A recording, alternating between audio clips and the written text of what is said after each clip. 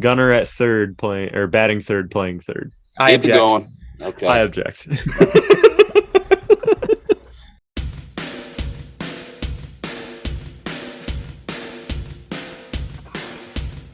Henman short. Mateo literally sitting on the moon. Ramon Arias playing second base. It was fun going to games again. It was fun feeling the energy of the yard. And I'm ready for the next step. They're all exciting pieces, and I mean, you could look at a lot of lineups this year and you could really feel good about the game, and I don't think we could say that for the last few years.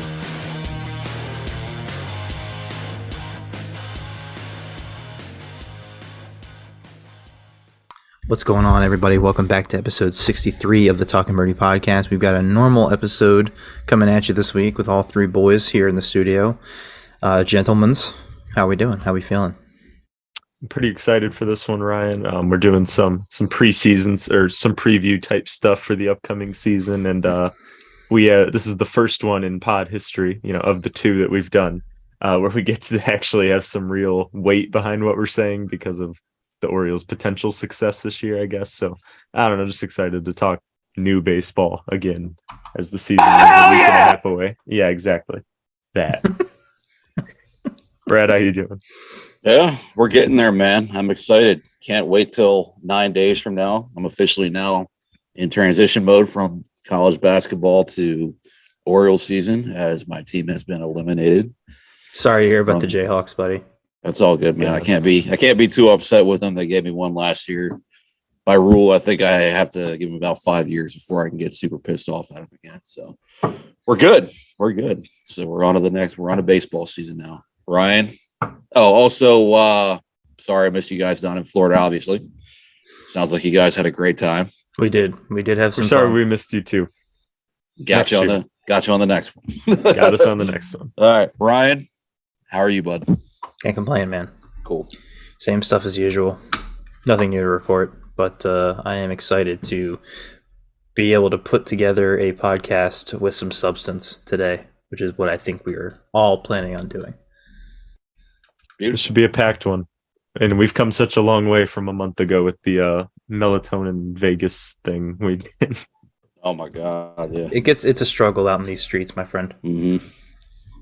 It was a big time struggle. That's a rough one. I was so deep in the melatonin, I don't even know what the Vegas part is you're talking about, but I'm sure it was great. I don't remember. I can't either. recall, and I'm sure I'm it was not great. going to try to. Yep. I don't know. I think we got like a mention of Vegas like right at the end, and that's all I remember. Huh. Beautiful. All Right. right, let's get it going. Let's freaking do it, man. Let's see.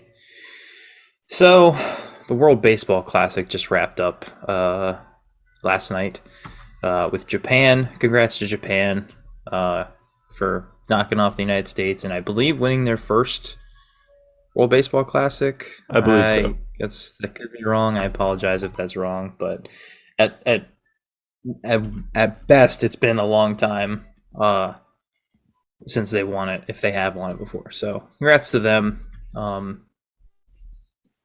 was just happy that Mexico got eliminated. Randall. Randy Arozarena. Yeah, Randy is. He's public enemy number one for me right now. His mere existence incites rage, a deep burning rage inside of my heart that I have not felt maybe ever, but at the very least in a very long time. So That catch was ridiculous, man. Like it wasn't even going over. nah, it looked like it was gonna hit the wall or something like that, and then yeah, dude, just that picture of the end of the game. But there's this up here. It says final 6-5 Japan, and Randy's just got this dejected face. It's just it's so good. So good. I didn't catch all of that game, but that was a good ending. Really good ending. Yeah, for Got to sure. watch Randy get embarrassed. Now, Brad, I think you watched the most World Baseball Classic action of all of us. So Dude. why don't you chime in here and I'd say give us your that thoughts? I mean, I'd be lying if I said I lived and died with every pitch because, there's multiple games going on at the same time sometimes. But I did stay up deep into the night for every single game. I called out of work to get my sleep during the day when there were games on because it was so important to me to see what's happening. Yep. No, none of that happened. I didn't watch. I didn't watch a single inning. I, read the updates to see how things were going, but all in all, I didn't follow it all that closely. As we discussed earlier, the biggest takeaway to me was the fact that Randy Rosarena actually played for Mexico. Yeah, so that was interesting to me. And my understanding of what happened, which you guys were not so amused by, I guess. I figured some World Baseball Classic official just said, "Hey, Randy, what country are you going to play for in the World Baseball Classic?" And he responded in Spanish, and they're like, "Oh, Mexicans speak Spanish. Randy's speaking Spanish right now. We're going to put him on Team Mexico." So yeah, and then he didn't say anything. He just kind of rolled with it. Just roll with it. Yeah. I mean, more power to him. I don't think Cuba was going to welcome him with open arms. Yeah, fair enough. Did you hear a Cuban player defected? I did hear about that. The Cuban bullpen catcher defected. Oh. It was the a bullpen catcher. Yeah, it wasn't even a player. Good for him. Yep. Good for him. It's okay. I love the stories about defection. I don't like getting political on here, but over the last couple of years, there have been some people that have said things to the effect of Fidel Castro is not that bad, and I just want to point out that this is a person who does not have a sports career in the United States. This is not a superstar player that's just looking for an out. Just needs his shot. Needs his his availability to sign to a major league team. This is a bullpen catcher. Yep. And Cuba is so bad. Rather than go back, he was just like, "I'm just gonna park my ass over here in Miami, guys. I'll figure it out." I just love some of the defector stories because he just like that for that story. It was just told like, oh, he didn't get on his flight. He just missed the flight. Yeah. And it's interesting because they're in a different country, so it's not like the team has any authority to go look for him. Nope. And the USA can't do anything because they're like, he's not our citizen. So like, we're not going to go hunt him down for you. So they just go home without him. And I think Cesar Prieto, Orioles prospect, had like a similar. Did you watch that? They did a whole they did a little mini documentary about it. Oh, really? Because apparently this woman that helped him, she has her and this guy that she knows. This is what they do. They help Latin American baseball players defect from their countries, and that's what they did with Cesar. Basically they set up a drop, and like because they came to the States to play in some sort of qualifier. It might have even been a World Baseball Classic qualifier. I'm not really sure. I think it was before that. But they pulled up in like a van, and they had this whole thing set up. They talked to him on the phone a couple times beforehand, and they pulled up at the airport arrivals at Miami, and they like got eyes on him getting on the bus, and then they stopped. I don't know. They just kind of followed him until they stopped, and like I think they were getting out to get checked in at the hotel or something, and Cesar was just like, "Yeah, need something out of my bag, guys." And so he starts like walking to the back of the bus, and the dude that was with them had like gotten out of the car, and he was like hiding on the other side of the bus, and he just like grabbed him and they just ran. Wow, that's wild. Yep. Is that on YouTube or? Yeah. Huh, I'll have to look at that. Did anybody run? So does anybody like run after him, or are they just like okay? They're just like, "Come on, man!" Like, oh, come on! That's hilarious.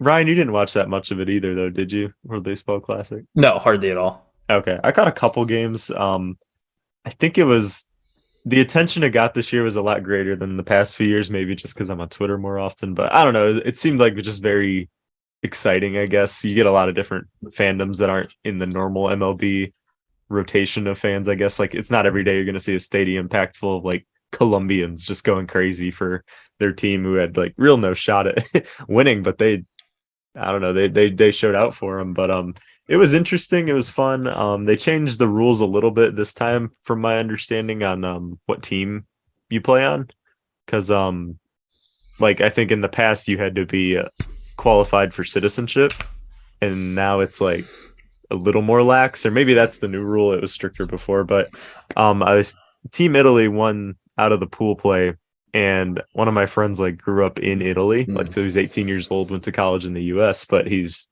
a full-blown Italian guy and he's not really into baseball, but I sent what they were doing to him and he was like really into it, and I was telling him like, yeah, Vinny Pasquantino is like probably one of their best players and you should do something, and he's like getting kind of into it based on the way the texts were sounding, and then about an hour later he sends me an article that says like none of these guys are actually like Italian. They just have Italian heritage. And he's like, this team speaks English. Like, I'm kind of turned off by this. And I was like, Yeah, ooh.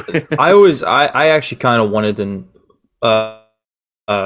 kind of wanted to know like what the requirements were, because like Lars Nootbaar played for Japan.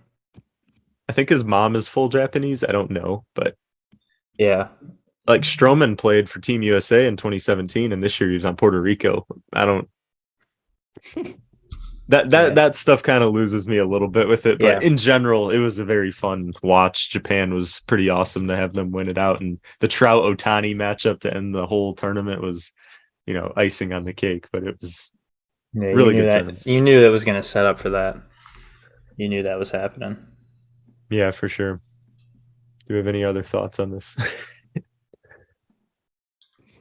I feel like I had more to say, and then I just lost it. Well, I'm glad that it was a fun time for many people, even if Yes. I was more into March Madness and all that. Oh, KFC Barstool's a loser. Oh my God. That was what we wanted to say. Okay? Yes. Did you see any of that, Brad? I know you're not nearly as chronically on Active. Twitter as me and Josh are. I'm the old guy who doesn't know how to use technology, so He spends his time on Facebook. yeah, I'm the boomer. No, I don't even know who that is, dude. Who He is. the fuck is this guy? He is the normal cookie cutter douchebag Barstool guy. Okay. He's like a founding member, right? Or like early on. He's been I don't in it know. for a Isn't he long the time. one that like got caught having an affair with his while he had a pregnant wife or something? Yeah, like that? that's Was that him. him? Yeah. He's a real winner. I'm sure it was an accident. Yeah, I'm sure he just tripped and fell. But I can't. I don't have his exact tweet pulled up, but he basically said something to the effect of, I'm looking. I have it. Okay. I have It it. was when Edwin Diaz got injured. Yeah. He said, I have not talked to a single person in real life who even cares 1% about the World Baseball Classic, which you must not talk to very many people, because I know a lot of people that cared about it. People almost offended that I even asked the question. It's exclusively baseball dorks on social media, like at Jared Carabas, lying through their teeth. Rivals Game 7 of the World Series. Get lost. And then in that last quote, he is mocking Jared Carabas, who had said, how dare these superstars want to represent their countries and play in front of sold-out crowds at rival Game 7 of the World Series atmospheres. I guess in response to someone being upset that Edwin Diaz got hurt. And then Carabas then added a quote from Randy saying, that was better than any home run I've hit in the big leagues. That was better than any home run I hit in the World Series. And then a quote from Trey Turner saying, this ranks right up there with the World Series. That was probably the loudest game I've ever played. So just a little, clap back at him, because There were even more players that said like, this is really important to us. Like this means more than just a regular season, and certainly means more than a spring training. Yeah, but someone who clearly doesn't care that much about baseball, if they're calling other people baseball dorks, I mean, yeah, like this is just, it just goes to show anybody that puts Barstool next to their name on Twitter thinks that their opinion is relevant and that they can just insert it anywhere they feel. All right. Yeah. Well, we hate that guy then. We hate him. All right. I'm with that. Okay. Now, I will say this. I did hear takes about people saying, oh, they shouldn't play because guys could get injured. And I think that's the stupidest thing ever, because even though spring training games aren't serious, you can still just as easily get injured in spring training. Yeah, and they don't tell those guys in spring, except for like the first week, to like slow down. Like they're still trying pretty maximum effort. Exactly. Maybe they're not sprinting out ground balls, but they're still not like baby in every swing and not running the fly balls. Like a lot of these guys are trying to make roster spots. Yeah. Now I know Edwin Diaz was a freak thing that happened during a celebration, and that probably wouldn't happen during spring training, because even during walk-offs, they probably celebrate a little bit, but nothing too crazy. But that's not entirely true. There's video of the Mets from I think 2 years ago in spring training, practicing celebrating winning the World Series.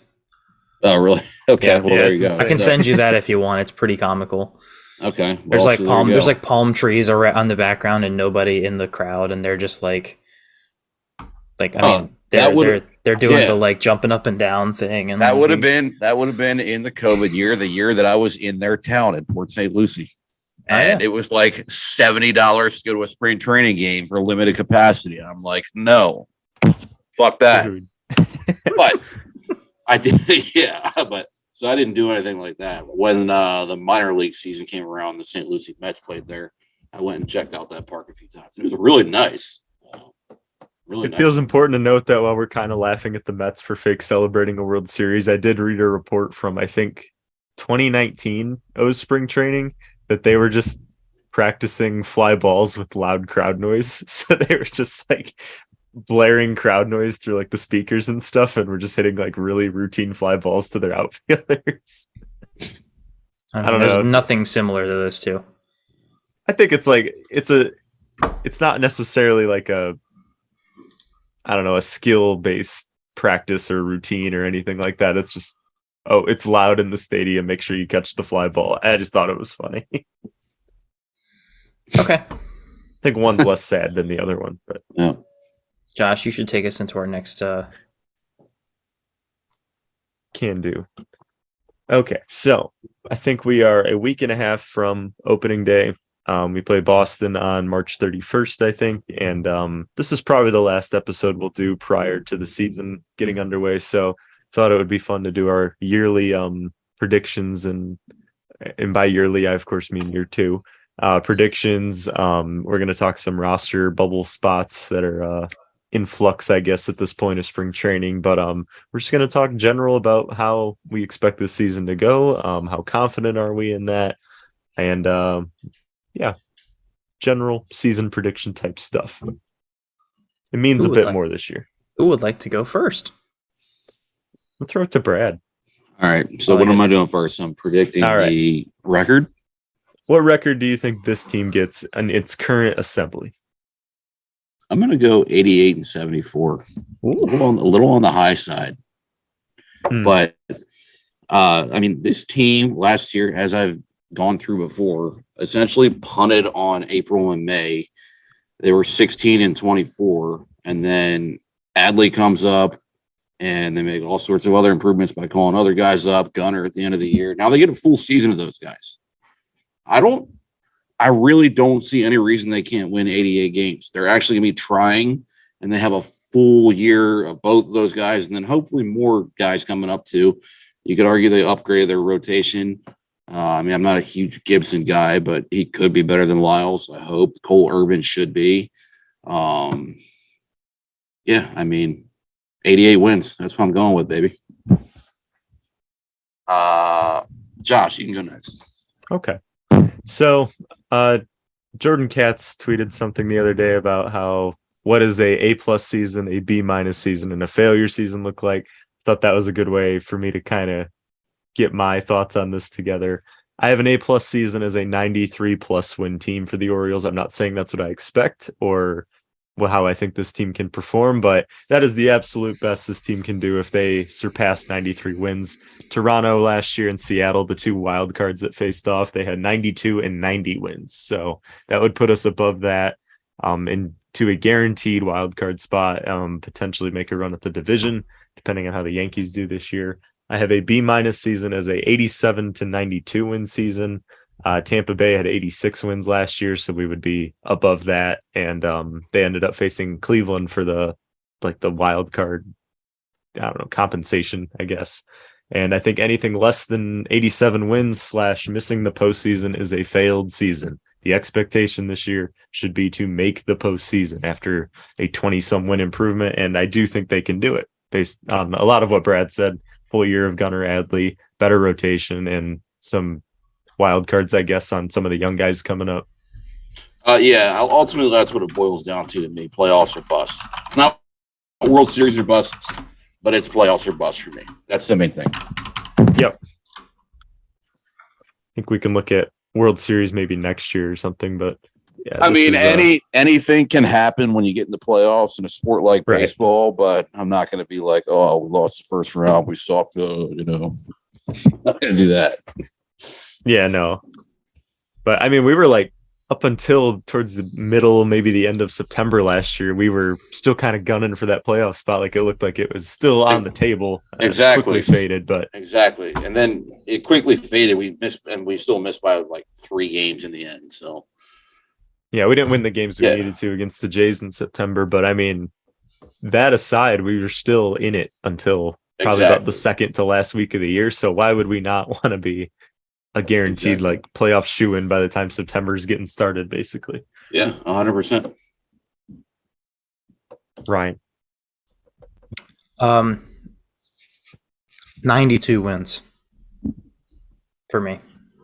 Is that your expectation or prediction. what you think we get? It's my prediction. Prediction. Okay. I like That's that. what we're doing, right? I thought I was going to be on the high side with my 88, so I guess not. All right. I'm encouraged. You were, encouraged. but just listening to you guys talk has imbued me with confidence. So yeah, I'm going 92 wins. I think we're in the playoffs this year. We'll see. We could even, we could even fight for the division if the Yankees have a down year. I think that's the only team we're going to be chasing. I don't think the Rays are going to be as good. Toronto? I'm not overly worried about Toronto. Not either, man. I don't know. I don't know what it is about. Maybe I should be, and I'm just not. Yeah, I think probably, but I don't know either. I don't know what that team's capable of because they haven't had a full year of Springer. Guerrero and Bichette have been like super inconsistent over the last 2 years. Guerrero also got hurt. He had to pull out of the World Baseball Classic. I don't know the severity of that injury. I think a lot of it rides on Barrios and Kikuchi as well because they were supposed to be backbones of that rotation and they were just straight up bummers last year. I think Barrios had an ERA over 5 or something like that. So. Yeah, Barrios was not good after they acquired him. So I think if those guys are good, they're probably a bit scarier. But right now they have like a pitcher and a half in their rotation. I'd say like Bassett and the ghost of Hyunjin Ryu. All I gotta say is I know you guys aren't degenerates like I am, but if you actually think the Orioles have a chance of winning the AL East, and I think they have a chance, 25-1 odds. What's the over/under for them this year? It's really low. It's like it might have changed, but when they first came out, it was 75.5, which is absurd. That's absurd. That's free money. You should hammer the over on that. Yes, I put $200 on $500 on that if I had it. Yeah, same. I would too. That's a great bet. You can see if that's updated, but okay, that's actually higher than I thought you guys would say. I thought 88 was probably like the sweet spot. Ryan saying 92 though. Yeah, because I'm also not ruling out a mid-season trade, right, to bolster the to bolster the rotation. I have no concerns about this lineup. I think this lineup's going to hit all year long. I have a couple. We'll get to it. We'll get there. We'll get to it.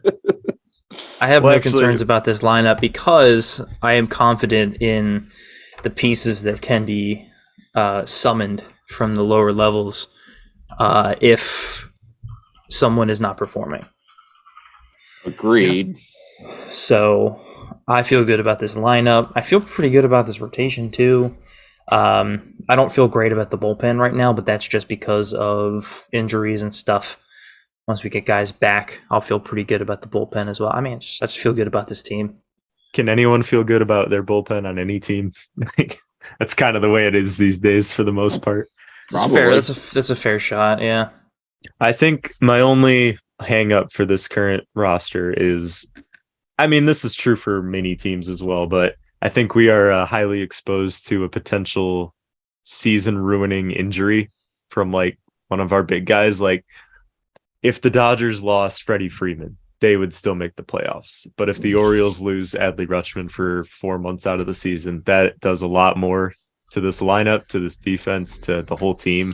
That'd be detrimental. Obviously, I'm not saying that's going to happen. We are in a position where that's not good. What team do you think could lose a 7-8 WAR catcher and still make the playoffs? I mean, with Freddie I mean, the Freeman, Phillies, yeah, if they yeah, lost Real Muto. he's got the bat. Yeah, he's got the bat for sure. But Freddie Freeman's still just a first baseman. That's not a great comp.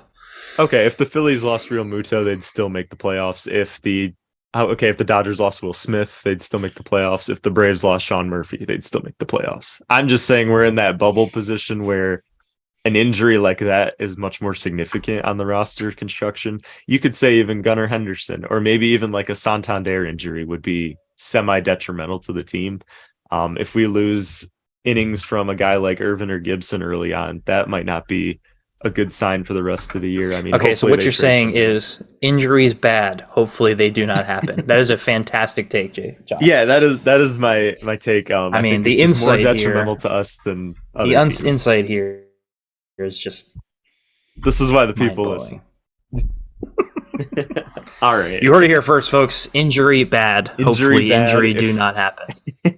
If injury happen, we in trouble. If it happens, if injuries happen, Rashad Bateman's gonna blast the Orioles training staff and say, Yeah. they got him injured. So It's their Sorry fault. about Lamar, guys. It's their fault. He has a broken foot. I don't care. I'm done with him. See you, dude. I mean, I just want the situation to be over with, whether it's with him or without him. I mean, Yeah. I I couldn't care less anymore. If he comes back, I still think he's a good player. But yeah, Of course he is. But he doesn't seem to want to be a Raven. So if he doesn't want to be a Raven, then I don't care. I mean, if you're going to pay a guy all that money that they're going to have to pay him to keep him around, you would at least want to be paying it to a guy who's about the team and wants to be with the team. Not, I mean, he's turned into a mercenary.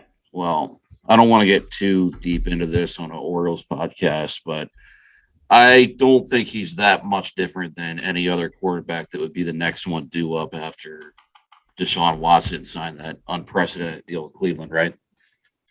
Only difference is he doesn't have an agent. Yeah. The players' union is also pushing him to, don't back down on it too. I don't know if that's has an effect on it or if he would still be doing it anyway, but I don't know. So I don't either, man. The thing is that the offers have been more than fair. Like, yeah, cool, man. You want your fucking guaranteed deal. I mean, and this is far be it from me to say I'm just a poor fucking working man. I'll never get paid to play a sport in my life. But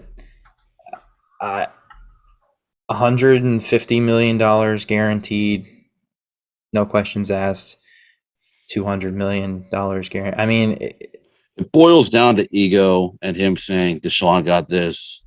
I've earned more than him. So I want more than him. So I can say that I'm higher paid. That's what it boils down to. Do you think if he had an agent, his agent would be like, all right, dude, cut this shit out. Like, let's get this wrapped up. I want my commissions. Let's go. It might move a little bit quicker, but I still think it would be kind of a shit show. Dude, can you imagine trying to like explain like guarantees and clauses like to Lamar's mom? Yeah. I can't believe that's a thing that's happening. Yeah. It's wild, dude. One of the richest contracts in sports history. And It you're like, is. yeah, let me get my mom. She can talk to you about it. I mean, I'm equally as interested to see what's going to happen with Joe Burrow's contract after this. How about Joe Burrow just not? Cease to be. Yeah. I'd be down Fuck with that. I want him to get paid the most money ever, and then they lose their good players, and they realize that Burrows was more carried by an elite receiving core than anything else. It's a great point, Brad. Did not think of it that way. Let's get back to baseball. Let's get back to baseball. Yeah. Okay, so we started hitting on the lineup a little bit. I'm gonna run through this lineup in the bench right now. So we're gonna go over things we'd maybe change, and if there's a few players we'd even switch out for like some of these on the bubble type names. But right now, Fangraphs has it as. All right, hold on. Oh, okay. Sorry. For the sake of continuity and just making this flow a little bit better, how about we go through what Fangraphs has, and then we can each individually be like, yes, I agree, no, I'll change it, rather than us like listing our lineups and them all being the same except for like one. Like, why don't we just go through it step by step and we can each agree or disagree? Okay, we'll go spot by spot then. Mullins All right. lead off center field. Does anyone dispute that? Nope. Okay. Rutschman batting second, playing catcher. Fine by me. Yep. Gunner at third, playing or batting third, playing third. I Keep it object. going. Okay. I object. I know where you guys are going. I object. He should We've be got playing we've got a shortstop. superstar shortstop. Let's let him be a superstar shortstop. Real. So change position on Gunner to shortstop. Yep. Batting order position's fine. Yeah, batting order's fine. Santander batting fourth, playing right field. I object. Slight objection. Yeah. I- DHing. I would, yeah, he would be my DH, and I would have him batting fifth. Yep. Mountcastle fifth, playing first base. All good with me. Wait. I just would have him and Santander swapped. Yep, depending on matchup, especially. Yep. Stowers batting sixth at DH. You got him in right field. Throw him in right field. Yep. Yep. Austin Hayes starting in left field, batting seventh. For right now, sure, it's fine. Yeah. Eight, I would Adam love Frazier. To see Kowser. Love to see Kowser by June, though. That would be pretty cool. I don't know if that'll happen, but I think we'll see him this year. I think so too. He led Shit. baseball in walks for spring. That's like for for him. I don't know. He led by like 3 too. He had 13. I think second place was 10. What do you mean? I He was mean, up there. what do you mean by for him? That's like what he's known for. But he's like never played Major League Baseball before. He's not on a roster. Usually those are like, I don't know, Max Muncy type names in spring, especially. Yeah, but he did put up pretty amazing numbers in the minor leagues last year. Yeah, he did. So I'm pretty stoked for Colton Kowser. But yeah, he's not going to be on the opening day roster. If it were my decision, he would be. But he's not. So here's where I think we get a little mixy match you can do a few things with. Adam Frazier is batting eighth, playing second base. Adam Frazier needs to get the fuck on out of here, dude. Why? Why do we got Jordan Westberg, we got Joey Ortiz, we got Connor Norby. Jordan Westberg, what more does he have to do? Oh, I know he's got to check the boxes down in AAA. He doesn't check the boxes yet. He had like an 870 OPS in AAA last year. In half I didn't know he hit 27 home runs last year. They said that on the broadcast. Dude, he had a what? fucking sick year last year. He's 24 years old. He's a high draft pick. He's killing it again in the spring. What the hell are we doing here with Adam Frazier, man? You know, it's funny. It's funny, Brad. Like you make it. Those three guys are a valid point, but like the very obvious answer is not even been mentioned, and that's just playing Taron Vavra there. Right. Yeah, and that's another one too. Like it doesn't even have to be Westberg. I want the best to rise, the cream to rise to the top. Yeah. And if that's Vavra, great. And Vavra could also play outfield too. I mean, and I know he played a little bit of outfield. He's not a traditional DH, but he DHs a little bit, find ways to get his bat in the lineup. I think they said they're working him in at first base as well. Which is a little weird, but all right, whatever. It's fine. Well, hey, it's like you said, Brad. You don't need a backup first baseman, so just teach other people to play first, and then you're fine. If your backup first baseman can mash, I'm all right with it, but you better not have a backup first baseman that can't hit. Yeah. I love the idea of Santander at first base. Yes, yeah, as long as he can do it, that's probably the most ideal solution. Because, like, it's nice. He's not that good of a defender in right field. He can play out there if need be, but he's more of a DH. And if watching we can free him that run up on is a Mountcastle upsetting. day. Yeah. Like, watching him try to run down a ball, like a ball that's hit down the line, is just, it makes me feel negative emotions. Ever since his that injury he had in 2021, he just looks like he's running in molasses all the time. Yeah, he does. And he was actually semi-athletic. He was decently athletic before that who injury. Was this? I missed it. Santander. Santander. Okay, yeah. Like he was in line to win a Gold Glove and probably receive 2020 MVP votes. He was like that all around that year, and then he got hurt in 21 and just hasn't ran the same. But he's still hitting, so that's something. Yep. I was very wrong about my trade him at the deadline take last year. He exploded in the second half, and he actually looks like a pretty decent bat.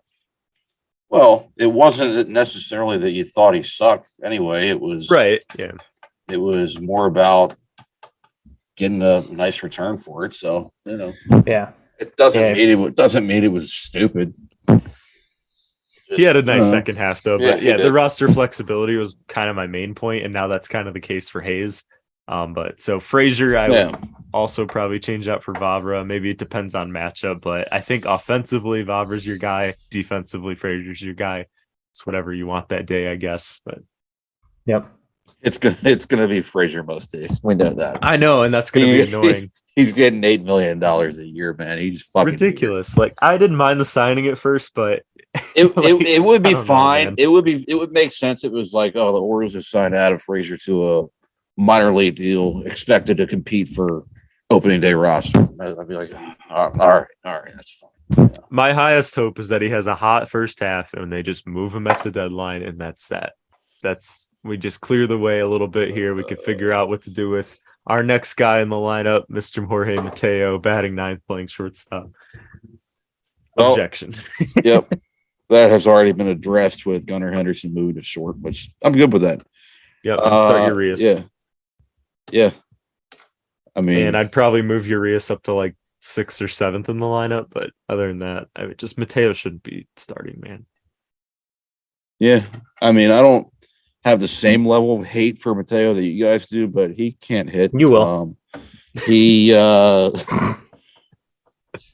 he I like base stealers. If he's on the bench and he can come in and pinch run or be a leading defensive replacement, I think he's all right. No, But, Brad, that very essence of what you like about Mateo, I like the same thing. I like a guy who steals 30 some bases, and he's a Gold Glove would have been a Gold Glove defender, should have been. But Right. the fact he's so stupid at the plate. No, you're right. The fastest guy, one of the fastest guys in baseball. Why are you swinging for the fences on every single pitch? Why don't you know how to bunt? Why do you not get hit by more pitches? I don't know. I mean, It's like he's just so determined. It's like he's deliberately- determined to not use his best asset. Right, like your job should be to just pound the ball into the ground every Yeah. time you come up to the plate, and You he know strikes what? out 120 sometimes. You make a great point. I think he needs to figure out. Someone needs to make him realize who he is. I'm sure people have tried. He would thinks literally he is be my something he favorite is player not. on the team if he could just not be so bad at hitting. Like if his swing and miss was less of a thing in his bat. He's awful, dude. He's deliberately awful. That's what makes me mad about Mateo, and people act like he's some future piece because he's just fast. You can't replace that speed, bro. Can't just replace find that speed anywhere, even though Sure it's you literally can. in every You minor league absolutely system. can. If you just need speed, you can like find some crackhead by the harbor and be like, "Hey man, run a 40 real quick." Yep, let's go. Why do you think the Dodgers signed Terrence Gore for the postseason every year? Or whatever team wants Terrence Gore. He's played like 30 MLB games, but he's in every postseason. Yeah, he has like more World Series rings than postseason at bats or something like that. Yeah, they don't bat him because they know he sucks, but they pinch run him every single time. That should be Mateo's Orioles role with potential defensive replacements until he learns how to hit properly. That's my stance. No doubt, I'm with you. Yeah, that's fine. I'm good with that. Alrighty. The current bench is McCann catcher, Urias utility, Vavra utility, McKenna outfield. We've taken care of 2 of those, but is there any way you'd change the who's on our bench, I guess, with some of these on the bubble guys? Names like the backup first baseman, quad or whatever, Lester Cordero or Hearn Diaz, whatever a Curtis Terry is.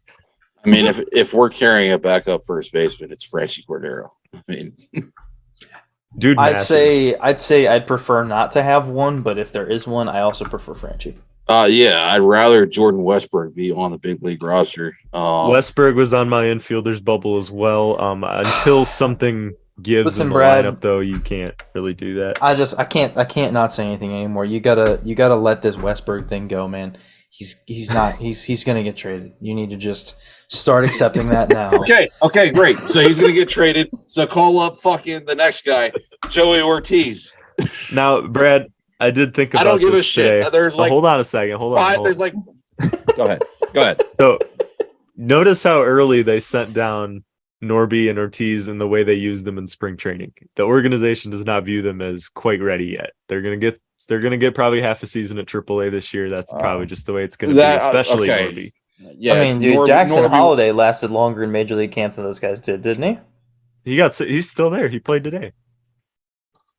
No, they sent Holiday down to minor league camp. Holiday played in the game Well, today. yeah, He's at minor league camp, but he filled in today. Yeah, yes, Oh, both okay. both of but these they're things still are giving true. him looks on major league games. And Both of these things are true, and he has over 1,000 OPS. Yeah, spring. and Norby and Ortiz were down pretty quickly. They didn't get a lot of at bats, not too many starts compared to like Westbrook got treated differently, I would say.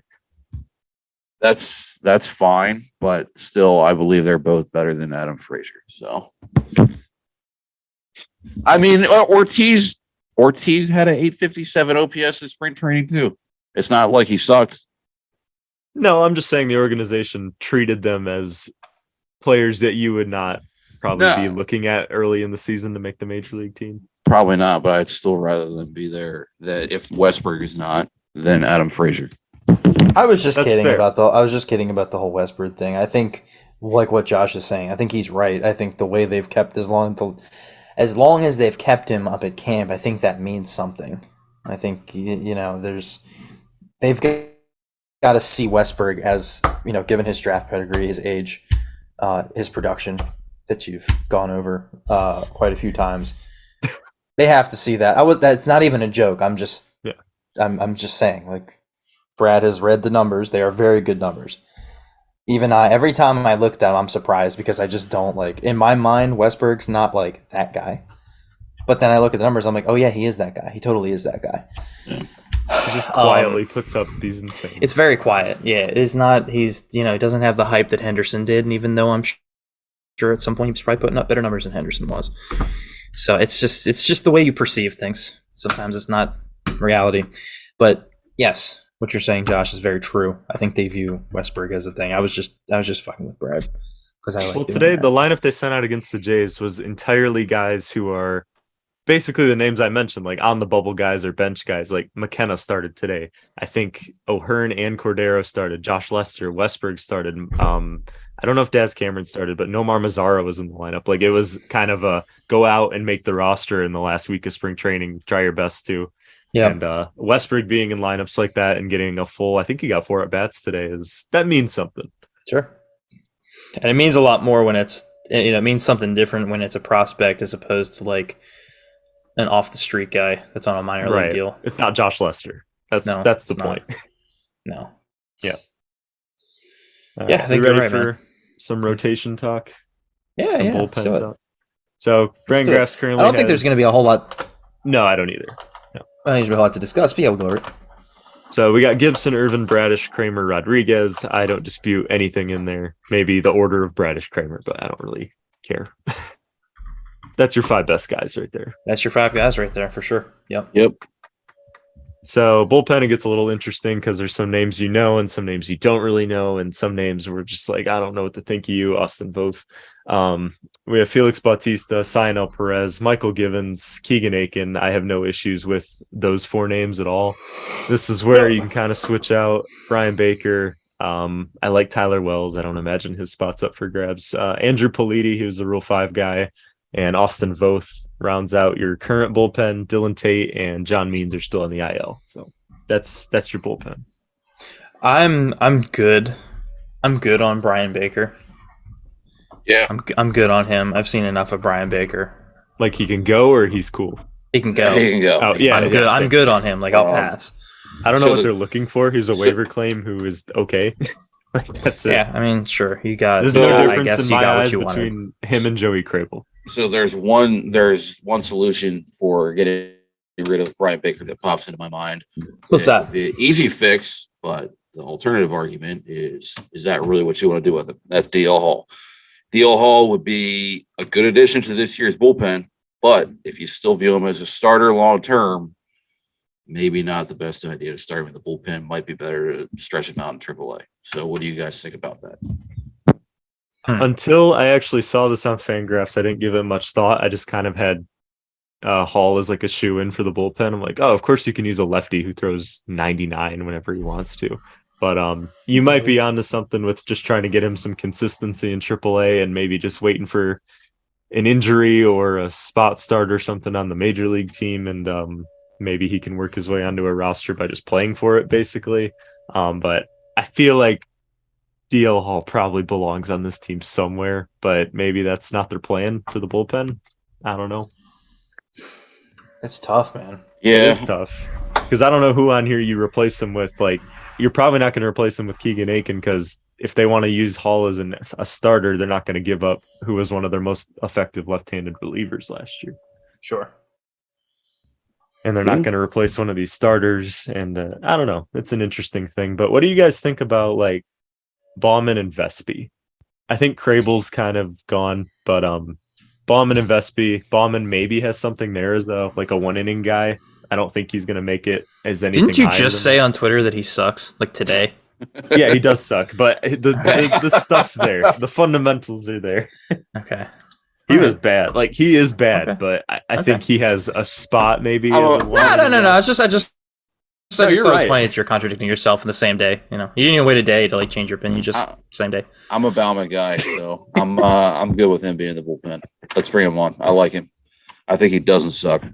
I think he kind of sucked last year, but I think his arm had to have been bothering him because he definitely could throw harder than he was last year. So My point is that if he's going to find a spot on any major league team, it's probably going to be as just a 1 inning guy anymore. Yeah. He's like 27, 28 years old now. He's not that old. I think he's up there. He's not that old, Josh. If he's younger than Stop your 27, I will agenda. end You're this trying to make him recording. look bad because you think he stinks. All right, he's 27. Fine. It's like, no way that man's under 27. Yeah. All right. I have fond memories of watching Bauman throw a no hitter in Bowie a few years ago, throwing 99 in like the 9th inning. That's pretty cool. Yeah, and I don't know. Yeah, he just hasn't been throwing that hard anymore.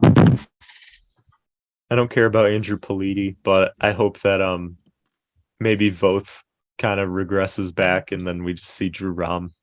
Yeah, I'm fine with that. I'm, despite how good he was, I'm also good on Austin Voth. Yeah, I mean, Voth was like the one guy in the last few years that when we picked him up, I was like, what the fuck are we doing? This is another garbage pickup. And then after a few weeks, I was like, He just seems like a Paul Fry, like good for a year, maybe a decent first half this year, and then he's just going to be awful. Go ahead. I say I can't believe I watched him dominate the Rays in Tampa that Friday night. Like he just mowed them down like they were nothing. Yeah, Voth is one of the few players that I've shit on extensively on social media and then taken it back and apologized for all the mean things I said about him. So they didn't have a hit through like 5 innings. Tip of the cap to Austin Voth. He actually did a very nice job for us last year. Do I think he keeps it up long term? Probably not, but good on him for, probably making himself some money at the very least. Yeah, I would love to see Exactly. Voth like in one of those package deals for like Austin Hayes or something. Send him to like, I don't know, back to the Nationals. He can go start there. Who are you getting from the Nationals? They don't even have anybody worth acquiring right now. I mean, some of their top guys are, but that package They isn't going to draft- get anything. They drafted Elijah Green, right? They did. Elijah Green. They have like 4 of the top like 30 prospects in baseball right now, but after that, it's just hot garbage. Because like James Wood, Robert Hassel, who'd you just say, Brad? Elijah Green, and I think there's like one more in there. Mackenzie Gore. He's lost rookie status. Oh. But yeah, they got a couple top guys, but that's about it. But anyway, any more thoughts on the current roster? See, do we have 4 top 30? No, we have 3, but 3 in the top 15. And then Kowser is 40. And I think we have like 8 in the top 100. It's 7 or 8 in top 100. I think it also depends on who you ask. Whose list are you looking at, bro? I'm going on MLB Pipeline. That's the one that I usually am biased towards. So Gunner's still prospect status number 1, Gray Rod number 7, Jackson Holiday 12, Kowser 40. Who's next after Kowser? Then it drops off a bit. Westberg 74, Kerstad 80. DL Hall. Kerstad worked his way back into the top 100. That's good to see. Yeah, DL Hall still hanging in there at 97. Joey Ortiz 99. Good spring for Heston. He got sent down to minors camp today, but like, dude. Yeah, he did. I think he's just shitting and pissing on every ball thrown at him. He's batting like 400. It's insane. Yeah, and he's had like I think at last I saw he had like a 1.4 OPS. Something stupid. Yeah, I hope he just starts hot in Double A and we see him like almost a full season in Triple A, and maybe he comes up at like a Stowers type run in September next year or something. That would be Yeah. cool. It seems like most guys have underwhelmed slightly at Aberdeen, and that's kind of what Heston did. Right. So yeah, I hope he just starts out in Double A and kills it, and we go from there. He's just gonna run into the problem where he could have a 1.2 OPS at Triple A and we still won't have a spot for him until something gives out there. Yeah. Especially if Cowser's up at that point. Like I don't know what you do with that. Yeah. It's a good problem to have, but yeah, I don't know what It you is do a good with- problem. I don't know what you do with that either. Yeah, I don't know. We'll figure it out when we'll cross that bridge when we get there, I guess. But Mhm. Ryan, would you like to end us out on your hypothetical for us? I really hope you guys like this. I hope this isn't something really stupid because I thought really, really hard about this. So, and I've Brad actually set the been, bar pretty high because I've actually been like modifying it in my brain like ever since I came up with it, Josh. That one time when you told me to write it down, I didn't write it down because I knew I was going to change it. I've been thinking about this a lot. Okay, so just remember this before you shit on me. Just remember how like a child. You know, when a child draws you a really shitty picture, I am showing you my really shitty picture right now. Okay. Okay. And whether you like it or not, you should put it on the fridge for at least a day. All right. Okay, I'll put it on the fridge. Cool. With one So- of those vacation magnets. I'm actually a little nervous. So I'm not gonna be able to figure out the answer. So Okay.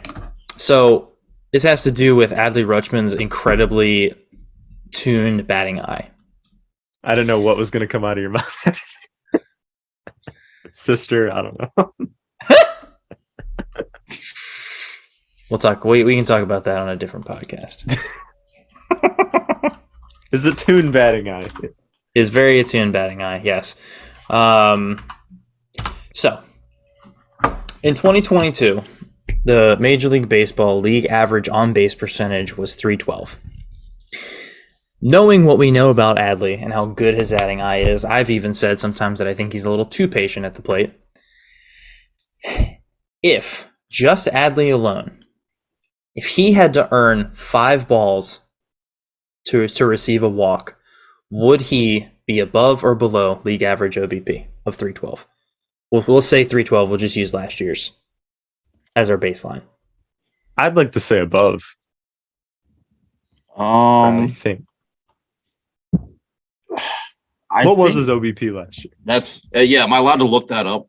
I'll look it up for you right now. Don't worry about it. Just keep thinking. Okay. Because I'm leaning towards slightly over, but I kind of got to see where he was at already to Yep. figure. Hold that on. out. Working on that right now. Okay, so he was at 362. He drew. Oh, sorry. No, that's. Let's see. Yep. I think because he's okay. 362 is correct. OPS of 807. He drew Because he's so patient, whether or not it's a 4th or 5th pitch will probably matter a lot less than if it was like Ryan Mountcastle, for example. Do you know what his OBP would be if he had Oh to my get God, 5 yeah. balls? He'd Yeah. walk like once all season, but Yeah. I think it And it would be matters. an accident. Right, it'd be a total accident, but it matters a lot less for Adley, who is willing to take that last pitch anyway. I'm going to say so. He had 65 walks last year. That would probably take away, I don't know, 25 of them, maybe. You think that sounds about right? So he's down to like 40 walks. You guys think that would be? You think that does that You're on sound the bubble, about right? but you're on the. You'd be about on the bubble with 3 Okay, I think. so he's down to about 40 walks. So there's 25 more hypothetical swings in there. And you figure he's going to get a hit in a little over a quarter of them. So we'll say 7 more hits, but 20 less walks. So that puts him at 108 hits plus 40 walks. I'm going to pull up a calculator here real quick. Let's see. What do you think, Ryan? I think he sits probably like right at league average. I'm kind of with you guys. I'm thinking maybe right at it or a little bit below. It ends up being a lot closer than you would think. Yeah. Yeah, I've got it right at about 315, 315. based off my estimation that he'd be at about 40 walks with that. So yeah, I'll slightly over. That's what I'm going with. I think we can mostly agree on that. I mean, I think maybe a little bit lower, but like at worst, he's like at league average of 312. I think. Yep. Yeah. I think So there's if you have to get to 5 balls, you're probably more passive earlier in the count as well. Mhm. So that would probably stop a lot of like early in the count swings from him. Or it would promote more of them. I yeah, don't it know. might. Yeah, that's what I'm thinking. It might promote more. It's harder to walk, so Like maybe he aims for less walks and more hits. I don't And It's then an it comes interesting down thing. and then it comes down to his batted ball luck, which who knows. Yeah, I'm yeah. not gonna go that deep, but But it's an yeah. interesting debate. Yeah. If it doesn't change his approach, yeah, I added 7 hits and I took away 25 walks. So there you go. I think Brad had the most calculated way of going about So this, and that so essentially what it does is it takes a very, very good on base guy and makes him an average on base guy. Yep. I think because Adley's bat to ball is so good and his swing and miss is not that high, he probably turns 7 or more of those into hits, which should definitely keep him over 312. So I don't know. Good question. Thanks. Good job, Brian. Thanks. Now, rebuttal. If Jorge Mateo has to get 4 strikes every time, what happens to his K percentage? Ooh. I don't think it's that maybe effective. maybe it gets the league average. I think he was in so many pitcher friendly counts that he'd be down like 0-2, 0-3, and like it wouldn't matter. I don't know. He'd just swing anyway. He's a free swinger. Yeah, a free swinger that shouldn't be. I don't care that Ryan Mountcastle's a free swinger because most of the time if he connects, the ball's going to go a long way. Mateo does not. Doesn't. Well, Mateo, like, even when he does make contact, 90% of the time it's weak contact or like a not competitive ball in play, I guess. Mountcastle like hits the shit out of the ball. Yes, he does. Anyway. He's looked so good in the spring too. I'm really excited for him. Yeah, me too. I hope he can solidify some more of a projection on this team in the future. Him and Adley hit absolute piss rockets off of Chris Sale the other day. Yeah, that was nice. Right-handed too, right? Yeah, right-handed. Yeah, they're saying that Adley's done a lot of work for hitting from the right side of the plate to compensate. Yeah, to kind of up that because that's if he had a weakness at the plate last year, that was it. That's his natural side. Yeah, it's crazy, isn't it? That's crazy how that goes. He probably hit like that. He hit as a righty probably for his first 12 years of life, and then never faced another lefty. So he just you really don't face many lefties as a kid, man.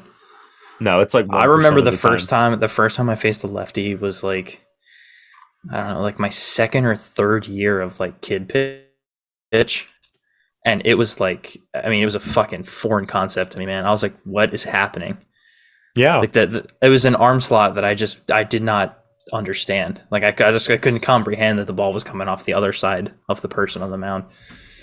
Yeah, I like totally understood how righties can hit righties better because in high school I still couldn't really see lefties that well because I thought I was supposed to be good at hitting them, but I just could never quite lock on because I didn't see it enough. We didn't have any lefties on the team either, so I couldn't see batting practice that way. That your whole anticipation of where the ball is going to end up is so different coming from that side of the mound. Yeah. Okay. So that was good. Want to hear is our analysis of our plate discipline analysis from these us idiots. Hey, I'll have some more analysis for you this year. Sunday I got my men's league workout. So. Hell yeah, man! Let's go. Love it. All right. Maybe if I'm still in town, we'll come watch you. Okay. I'm low key calling late into work on Sunday, so I can go. All right, man. You said so we done here then? Get us out of here. That was the last topic. So. All righty. Hell yeah. Well, we hope you guys have enjoyed this very enriching, nourishing podcast. We all feel really good about it. And we hope you enjoy it as well. The season is approaching. There's going to be many more podcasts like this, and we hope you guys will stick with us. So, thank you for tuning in.